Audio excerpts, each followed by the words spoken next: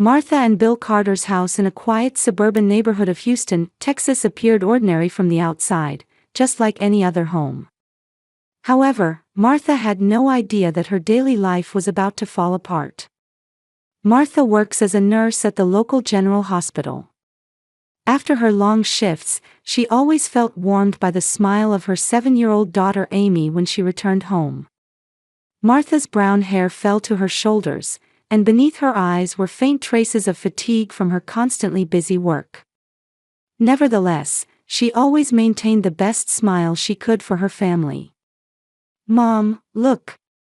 I drew this picture at school today." Amy proudly held up a crayon drawing of her family as soon as her mother arrived home. "That's lovely, Amy." Martha took her daughter's artwork and carefully placed it on the wall next to other drawings.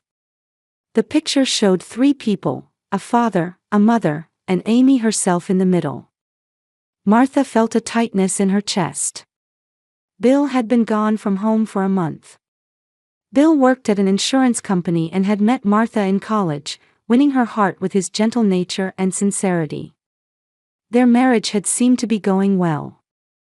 After Amy was born, both Martha and Bill devoted themselves to balancing work and family, and they were known in the neighborhood as an ideal family.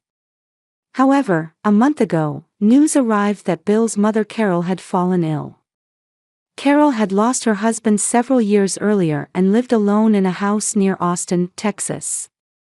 That day, Bill told Martha with a serious expression, "My mother is sick and needs care. I'm going to stay at her house for a while." Martha was surprised but immediately showed understanding. "I see, that must be difficult. Let's go as a family and help out." Bill immediately refused that suggestion. "That won't work. Mother is vulnerable to stress from outsiders. Especially now, visits are difficult. The doctor said to maintain a quiet environment." His tone was stronger than usual, and he even seemed a bit flustered. "But Amy and I are family too, aren't we?" Martha said, and Bill's expression softened slightly. "Of course you are. But right now I want to prioritize my mother. It's only planned for a short time, so you understand, right?" For the past month, Bill had started coming home only once a week on weekends. Lately, even those visits had become sporadic. Communication from Bill decreased day by day, with only brief messages saying he was busy or can't leave Mother's bedside. Martha looked at her smartphone while preparing dinner in the kitchen. There was still no reply to the message she had sent last night. Amy, having returned from school, was watching TV on the sofa. "When is Daddy coming home?" At Amy's question, Martha tried to put on a smile. "As soon as Grandma gets better. Daddy is busy taking care of Grandma now." Amy made a dissatisfied face. "But I want to see Daddy.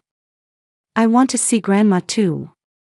Martha gently stroked her daughter's hair and said, "I know."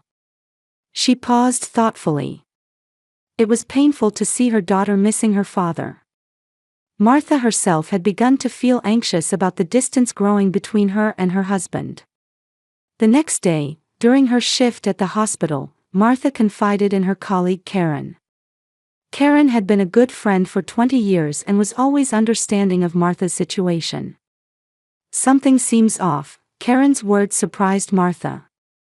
"If caregiving was the only reason, why would he keep you and Amy away? And there should be options to hire professional caregivers." Hearing those words, "Can you imagine making $10,000 a month just from YouTube, all from home? That's exactly what I did with Reddit Stories. No face, no voice. Check the link in the description if you're curious." Martha felt the doubt growing in her heart. That night, when Amy asked about her father again, Martha made a decision. "Hey, Amy. How about we go visit Daddy and Grandma?" As a surprise. Amy's face lit up. "Really? When are we going?" "This weekend. Don't tell Daddy." "It's a surprise," Martha smiled, but her heart was a mix of anxiety and determination. During the days until the weekend, Martha prepared gifts for Bill, a watch he had been wanting, and get-well presents for Carol, a set of her favorite tea and scones. Outwardly, everything was meant to celebrate a family reunion. But deep down, suspicions about Bill were growing. Why was he keeping them away? Why had Bill's attitude changed recently? And most of all, why was Bill trying to separate his wife and daughter from Carol? On Saturday morning, Martha and Amy got into the car and set off on the 3-hour journey to Austin. Amy was singing excitedly in the back seat. Martha watched her daughter's innocent joy in the rearview mirror. The road to Austin stretched like a green carpet across the vast Texas plains. As Martha gripped the steering wheel, she was immersed in memories of the past. She had first met Bill's mother Carol a year before they got married. Daddy always said Grandma's apple pie was the best in the world, didn't he? Amy's voice echoed from the back seat. Martha smiled. Yes, it really was something special.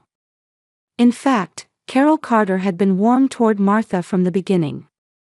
During the early years of their marriage, she invited them over for every holiday, and when Amy was born, she stayed for 2 weeks to help out. The news that Carol had suddenly fallen ill had been a shock to Martha too. Will Grandma get better? Amy asked anxiously. I'm sure she will, Martha answered brightly, but in reality, she hadn't been told much about her mother-in-law's symptoms. Bill had only said, there's a problem with her heart, without any further explanation. As they entered the outskirts of Austin, the scenery gradually changed. Martha followed the navigation system along winding roads leading to a lush residential area. Maplewood Street, where Carol's house was located, was a quiet place lined with old maple trees. We'll be there in about 15 minutes, Martha told Amy, who was absorbed in the scenery outside the window. Huh? Martha slowed the car as she looked down the street. It had been over a year since her last visit, but several things were different from her memory. Carol's house had always been in a state of neglect when it came to yard work. The gardening that had been Bill's father's responsibility before his death had been abandoned afterward. But now, the garden she saw was beautifully maintained. The rose bushes were neatly trimmed, the lawn was a vibrant green, and new flowers had been planted along the approach to the front door. Do you think Daddy is taking care of the garden? Amy asked. Maybe, Martha answered, but Bill had never shown interest in gardening.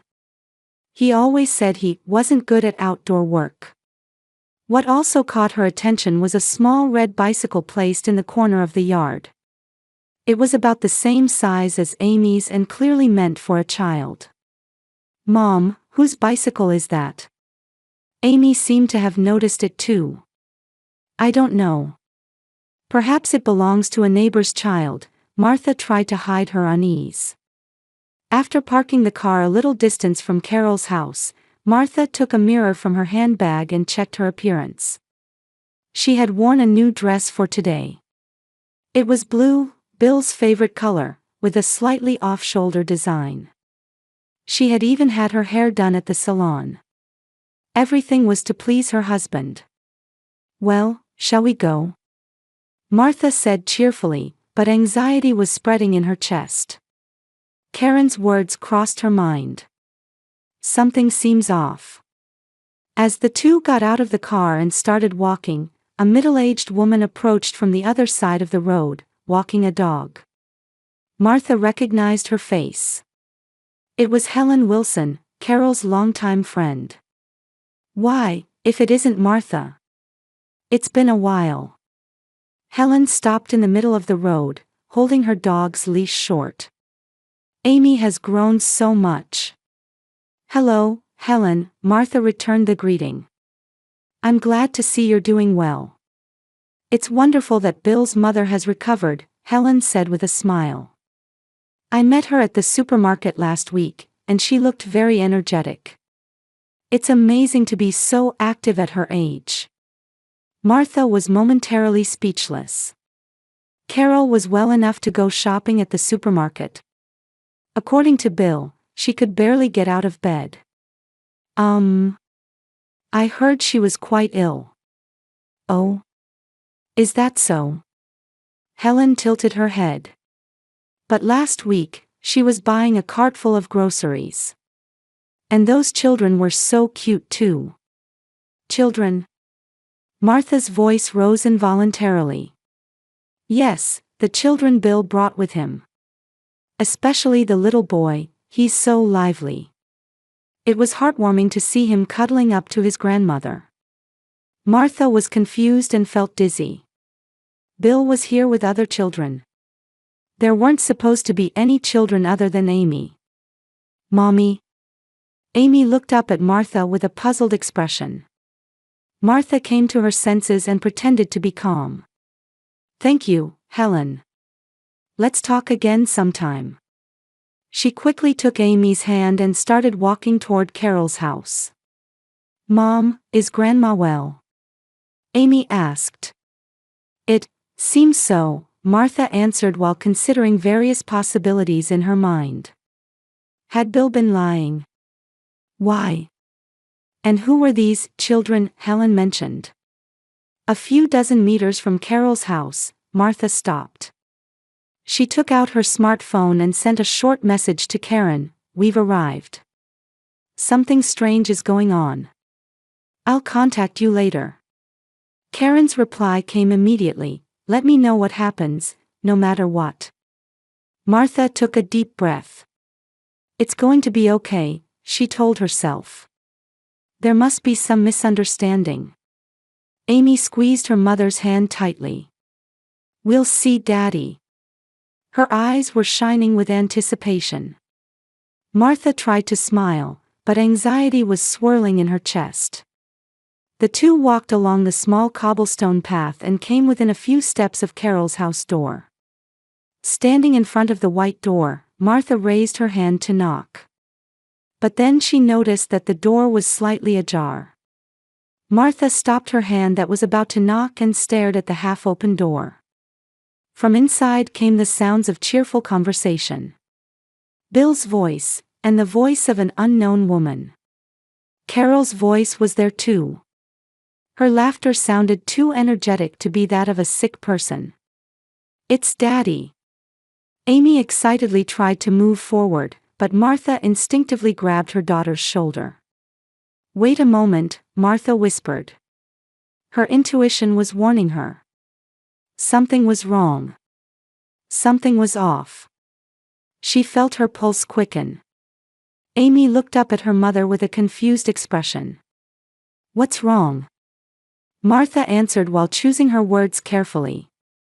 Let's first see what's happening inside. Amy obeyed her mother and peeked through the crack in the door. A few seconds later, her expression changed. Bewilderment, confusion, and some indescribable emotion appeared on her young face. Amy slowly turned back and gently tugged at Martha's sleeve. Mom, take a peek. Her voice was trembling. Martha bent down and peeked through the crack in the door. What she saw confirmed her worst fears. The living room was filled with sunlight. Bill was sitting on the sofa, with an unfamiliar young woman nestled beside him. The woman was about 30, with long blonde hair and refined features. She rested her head on Bill's shoulder, and his arm was around her waist. At their feet, a boy about 5 years old was playing with blocks spread out on the floor. Then, mother-in-law Carol appeared from the kitchen. She was carrying a silver tray with glasses of lemonade. Her walking posture was not that of a sick person but of someone extremely healthy. Bill, Jessica, here's some lemonade, Carol said. Noah, I brought cookies for you too. Yay! Thank you, Grandma. The little boy, called Noah, jumped up with joy. Martha's heart pounded fiercely. Grandma. This child called Carol Grandma. So, Jessica must be this woman's name, and Noah was. Daddy, play with me more. Noah patted Bill's knee. You promised. Bill smiled gently. Martha knew that expression well. That smile that had once been directed at her and Amy. "Sure, son," Bill answered while gently stroking Noah's hair. "But first, let's help Mom and Grandma a bit more." "Son." That word pierced Martha's ears sharply. Bill had called this child his son. Her knees trembled. Bill stood up and kissed Jessica. It was a relaxed, everyday gesture. A natural intimacy indicating a long relationship between them. "Mom." Amy's voice was trembling. She was trying to say something. Martha instinctively covered her daughter's mouth. "Shoo," she whispered with trembling lips. If her daughter called out to her father, everything would be over. She still needed time to understand and think about this situation. Tears welled up in Amy's eyes. Confusion and betrayal showed on her young face. Martha gently embraced her daughter and led her to a spot a little distance from the house. "Was that Daddy?" Amy asked in a voice that was about to cry. "Who are those people? Why did Daddy call that boy son?" Martha's mind was in turmoil, but she had to maintain her composure for her daughter's sake. "I don't know, Amy. But I'm going to find out." She took out her smartphone from her bag and activated the camera function. Various thoughts were swirling in her mind, but one thing was clear.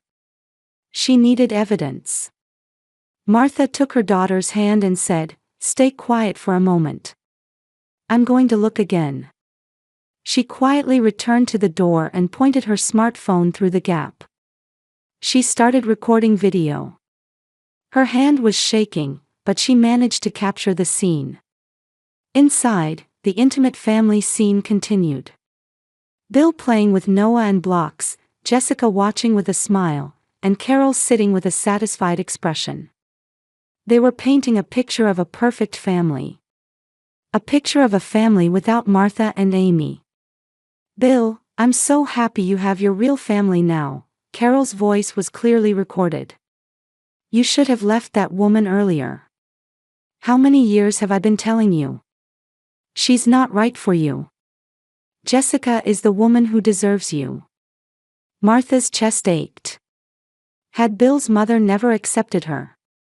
Although she seemed kind on the surface, had she been advising her son to leave her all along? "I know, Mom," Bill's voice continued. "But it's not easy. I'm consulting with a lawyer about how to divorce Martha. But please don't tell her anything yet. Not until everything is settled." Jessica asked worriedly, "What if she finds out and learns about this?" Bill answered confidently, "Don't worry. Martha doesn't suspect anything. She's a simple and trusting woman. If I just mention Mother's illness, she'll believe anything." Anger welled up in Martha's heart. Simple. Trusting. Was he treating her like a fool? The truth about how her husband viewed her was crushing. "So, when are you going to talk about Amy?" Jessica asked. "She's your daughter, right?" Bill shrugged. "Martha will get custody. I have a new family now. Noah is enough for me." Those words delivered the final blow to Martha's heart. Was he going to abandon his own flesh and blood daughter so easily? Martha stopped the video recording with trembling hands. Tears had welled up in her eyes, but they were not tears of sadness, they were tears of anger and determination. Enough evidence had been gathered. There was no need to see more. She returned to Amy. Her daughter was quietly crying in the shadow of the bushes. Martha embraced her tightly.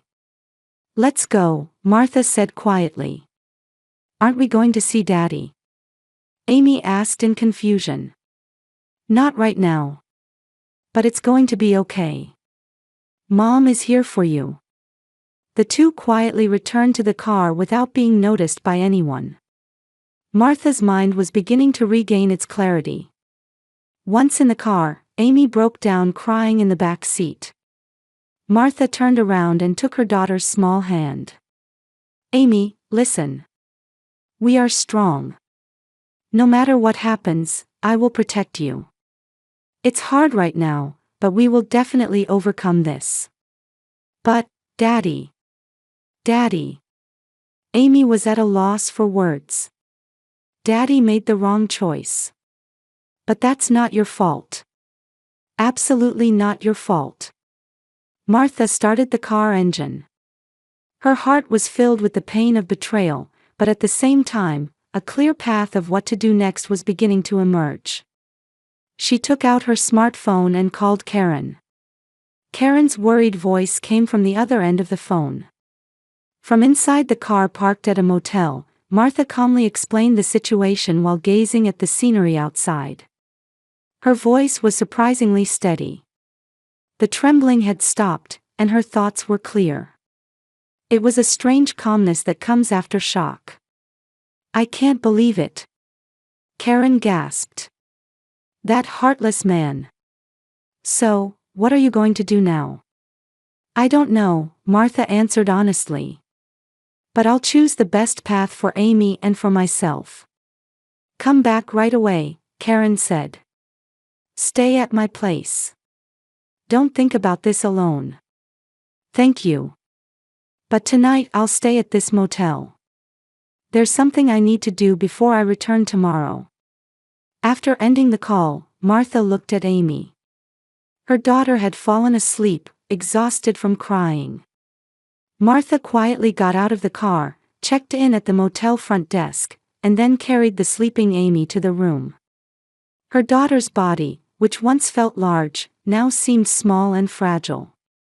Entering the room and laying Amy on the bed, Martha finally confronted her own emotions. She went into the bathroom and stared at her face in the mirror. Her eyes were red and swollen from tears, but there was a light of determination in them. You are strong, she told herself. You can overcome this. Taking out her smartphone, she scrolled through her contact list. There was a name, Elizabeth Cohen. A lawyer she had met 2 years ago through a colleague's divorce case at the hospital. Martha took a deep breath and made the call. Cohen Law Office, a calm female voice responded.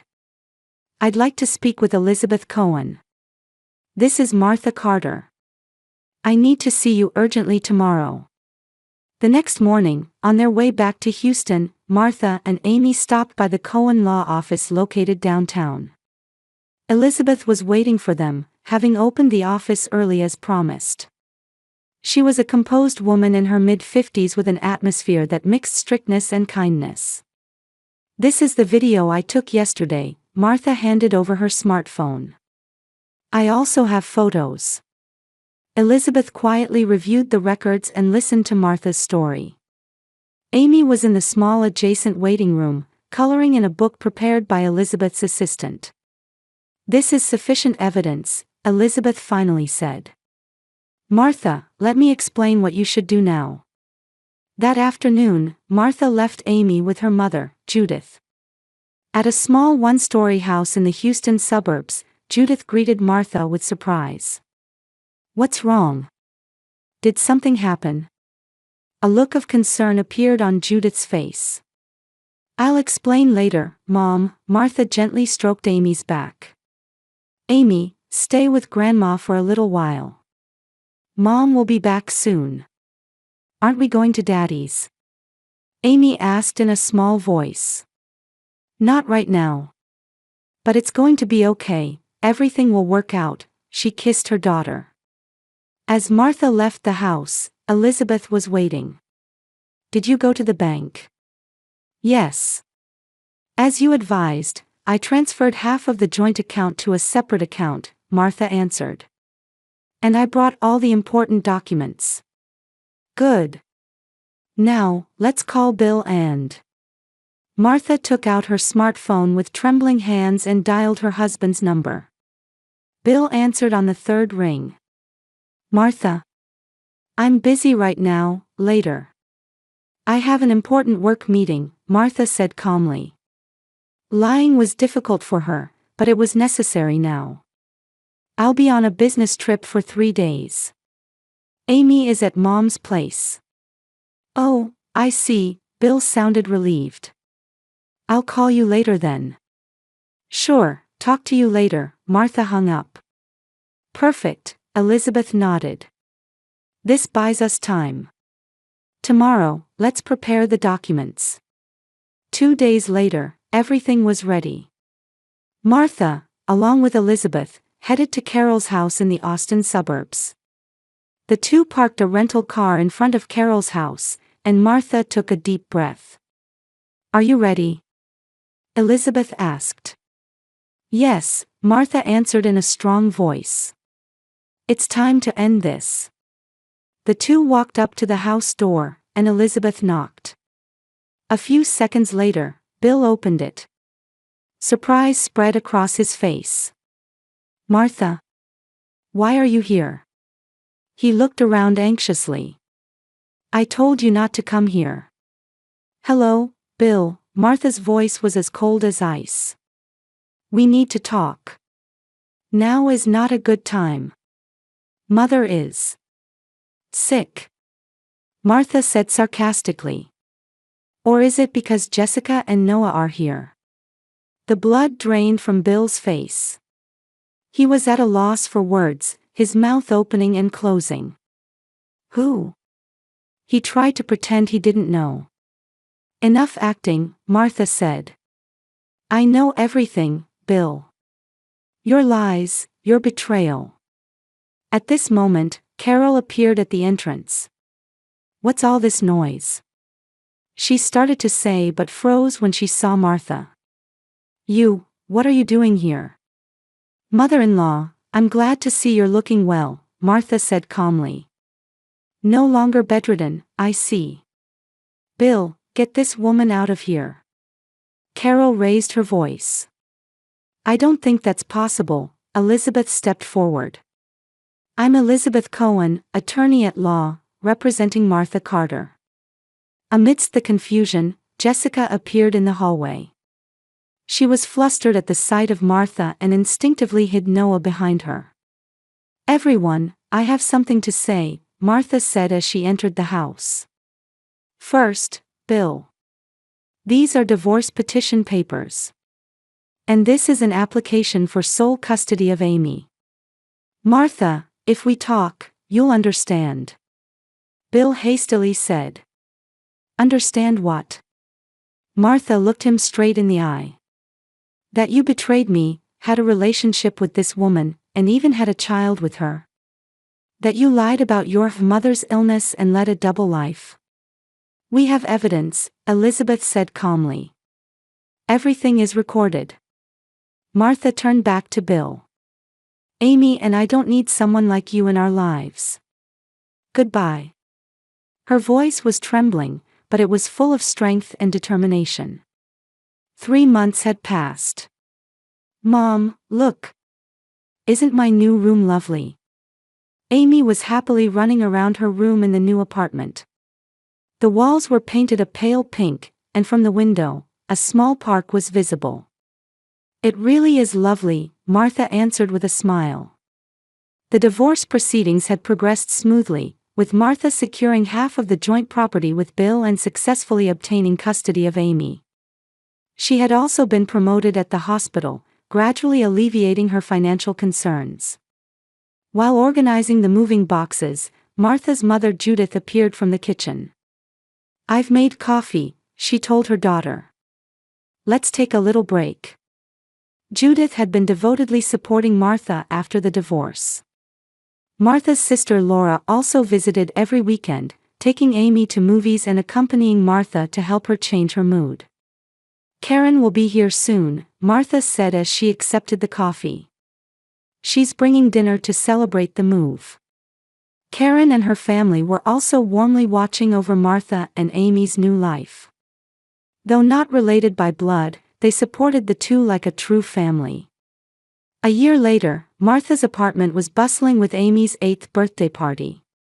Judith, Laura, Karen and her family, and Amy's school friends had gathered, and the room was filled with laughter, music, and a warm atmosphere.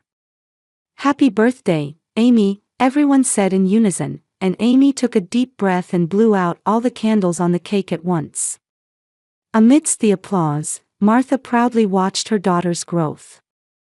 Outside the window, a car stopped in the apartment parking lot. Bill, who emerged from it, was looking up at the building from a distance. He appeared more tired than a year ago. Bill's affair family had collapsed. Jessica had discovered he was cheating with another woman and had left with Noah.